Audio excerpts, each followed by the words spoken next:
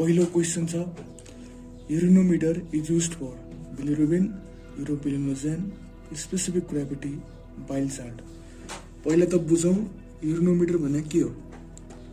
Urinometer भनेको एउटा यस्तो इक्विपमेन्ट हो जसले युरिनको डेन्सिटीलाई मेजर गर्छ है।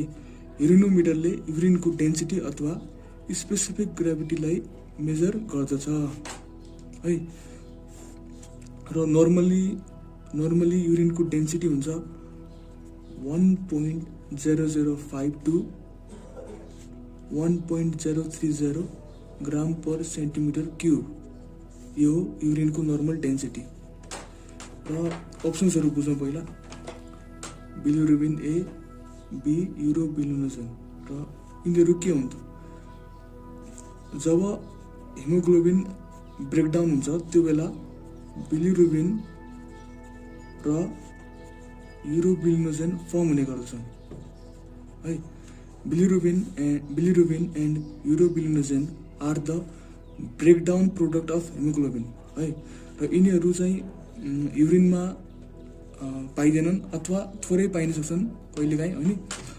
र यदि यिनीहरू युरिनमा एकदमै नोटिसेबल अमाउन्टमा पाइन्छन् भने त्यो हामी के बुझ्न सक्छौँ भने त्यो बेला त्यो मान्छेलाई कुनै लिभर डिजिज लागेको छ है। जसरी जोन्डिस भयो, लिभर सिरोसिस लागेको हुनसक्छ। र डीमा छ बाइल साल्ट। बाइल साल्ट भनेका के हुन्छ? बाइल साल्ट्स भनेका कोलिक एसिड र चिनो डिओक्सी कोलिक एसिडका डेरिभेटिभ्स हुन् है। बाइल साल्ट्स भनेका कोलिक एसिड र चिनो डिओक्सी कोलिक एसिड्सका डेरिभेटिभ हुन् है। जसरी अब यिनीहरूको नाम भनेको चाहिँ एउटा टौरोकोलिक एसिड, अर्को ग्लाइकोकोलिक एसिड। त्यसै गरी टौरोचिनोडिओक्सिकोलिक एसिड र ग्लाइकोचिनोडिओक्सिकोलिक एसिड हो। र बाइल साल्टले फ्याटको डाइजेसन र एब्जर्प्सनमा मद्दत गर्दछ। दोस्रो क्वेसन छ पीएच अफ युरिन इज। र अप्सन्सहरू छन् 3.8, 4 to 9, 3.5 to 7.8, 4.5 to 7.8, 3 to 8 हो यो, 3 to 8। र यो चाहिँ एउटा फ्याक्ट बेस्ड क्वेसन हो र यसको आन्सर हो D 4.5 to 7.8। pH of urine is 4.5 to 7.8। र थर्ड क्वेसन छ प्रेजेन्स अफ पस इन युरिन इज कल्ड।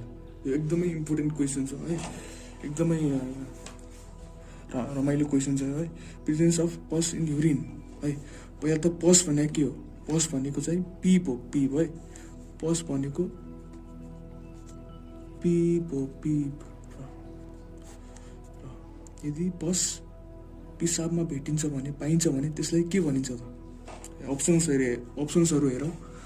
पस युरिया त्यस्तो त कुनै टर्म नै छैन है। पस युरिया कुनै टर्म नै छैन। ग्लाइकोसुरिया भनेको यदि ब्लडमा ग्लुकोज पाइन्छ भने त्यसलाई ग्लाइकोसुरिया भनिन्छ। यो पनि होइन। हेमाटोरिया यो त एकदमै इजी छ। हेमाटोरिया भनेको यदि युरिनमा ब्लड पाइन्छ भने है। यो पनि होइन। एन्युरिया है। एन्युरिया यो भनेको के हो? यो भनेको यस्तो कन्डिसन हो जसमा चाहिँ युरिन फर्म हुँदैन है। यो भनेको के हो? It is the failure of kidneys to produce urine. Urine produce नहुने कन्डिसन भनेको एन्युरिया हो है। र डिसयुरिया भनेको के हो त है? डिसयुरिया भनेको पेनफुल युरिनेसन हो। यदि पिसाब फेर्दाखेरि पेन हुन्छ भने त्यसलाई डिसयुरिया भनिन्छ। यसलाई कसरी बुझ्न सक्छौँ भने डिस्कम्फर्ट है। पेनफुल युरिनेसन यसबाट बुझ्न सक्छौँ है। Discomfort in urination dysuria. र अर्को छ पोलियुरिया यो त एकदमै त्यो सङ्केत छ है, एकदमै इजी छ जेनरल छ एकदमै। पोलियुरिया भनेको मल्टिपल युरिनेसन भन्नाले एक्सेस युरिनेसन के। पोलियुरिया भनेको एक्सेस फर्मेसन अफ युरिन, पोलियुरिया। र अब लास्टमा के भएको छ त प्युयुरिया है, यही हो अप्सन। प्युयुरिया भनेको प्रेजेन्स अफ पस इन युरिन, यदि पिसाबमा पिप भेटिन्छ भने त्यसलाई प्युरिया भनिन्छ है। प्युरिया अब पस कुन कन्डिसनमा फर्म हुन्छ त है, यदि कुनै ब्याक्टेरियाले बडीमा अट्याक गर्यो भनेपछि, यदि कुनै ब्याक्टेरियाले बडीमा अट्याक गर्छ भने बडीले के गर्छ त, बडीले डब्लुबिसीहरूलाई पठाउँछ है। जुन ठाउँमा इन्फेक्सन हुन्छ त्यस ठाउँमा बडीले डब्लुबिसीहरू पठाउँछ है। अब डब्लुबिसी पठाइसकेपछि ब्याक्टेरिया र डब्लुबिसी बिच युद्ध हुन्छ है, एकदमै त्यो फाइट हुन्छ र दुइटै सहिद हुन्छन् है। यो पनि सहिद हुन्छ, यो पनि सहिद हुन्छ। त्यसैले पस भनेको fluid containing dead WBC and dead bacteria है। र युरिनमा पस कुन कन्डिसनमा भेटिन्छ त है, जेनरल कन्डिसन के हो, पस तब फर्म हुन्छ जब इन्फेक्सन हुन्छ है। अब युरिनमा पस भेटिन्छ भनेपछि त के बुझ्न सक्छ भनेपछि इन्फेक्सन हुन्छ युरिनरी ट्र्याक्टमा हो। यदि युरिनरी ट्र्याक्टमा इन्फेक्सन हुन्छ भनेपछि प्युरिया हुन्छ, अर्थात् युरिनमा पस भेटिन्छ। So pyuria occurs in case of urinary tract infections. Fourth question is urinary ketone bodies are tested by which method? Options are Rotheras, Ehrlich's, Siles, र डीमा छ ड्रेपकिन्स। साइल्स र ड्रेपकिन्सले ब्लडमा भएको हेमोग्लोबिनलाई एस्टिमेट गर्दछन् है। So Sahli's and Drabkin's methods are used for haemoglobin estimation or determination. र बीमा छ एर्लिक्स मेथडले चाहिँ युरिनमा भएको युरोबिलिनोजेनलाई डिटेक्ट गर्दछ है।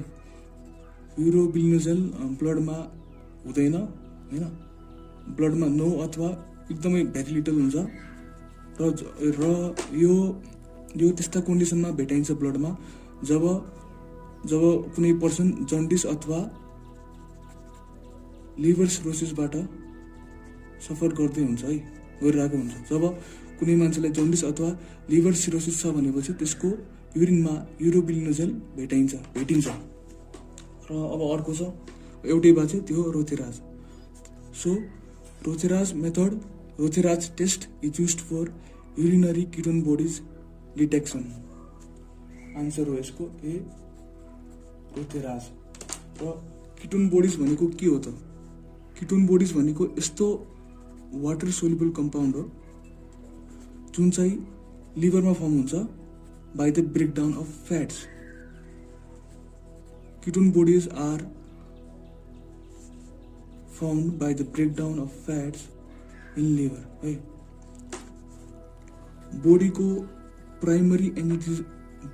प्राइमरी एनर्जी सोर्स भनेको ग्लुकोज हो है। र जब ग्लुकोज बडीमा कन्सिडरेबल अमाउन्टमा हुँदैन त्यो बेला लिभरले बडीमा भएको फ्याटलाई ब्रेकडाउन गर्दछ, जसबाट किटोन बडिजको फर्मेसन हुने गर्दछ है। किटोन बडिजको फर्मेसन हुने गर्दछ र किटोन बडिजहरू फास्टिङ अथवा स्टार्भेसनको कन्डिसनमा पनि फर्म हुने गर्दछन् है।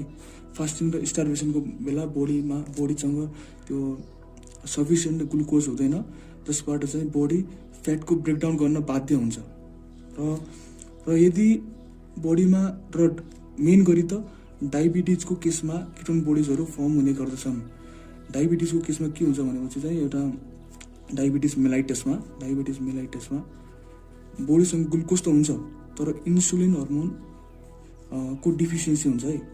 इन्सुलिन हर्मोनको डिफिसियन्सी भइसकेपछि बडीले ब्लडमा भएको ग्लुकोजलाई प्रोपरली युटिलाइज गर्न सक्दैन। त्यसैले अब बडी फ्याटलाई ब्रेकडाउन गर्न बाध्य हुन्छ, जसले गर्दा फेरि किटोन बडिज फर्म हुने गर्दछन्। र अब फिफ्थ क्वेसन छ, cyanmethaemoglobin is measured by using which filter है। साइन मेथ हेमोग्लोबिनमा ड्रेपकिन्स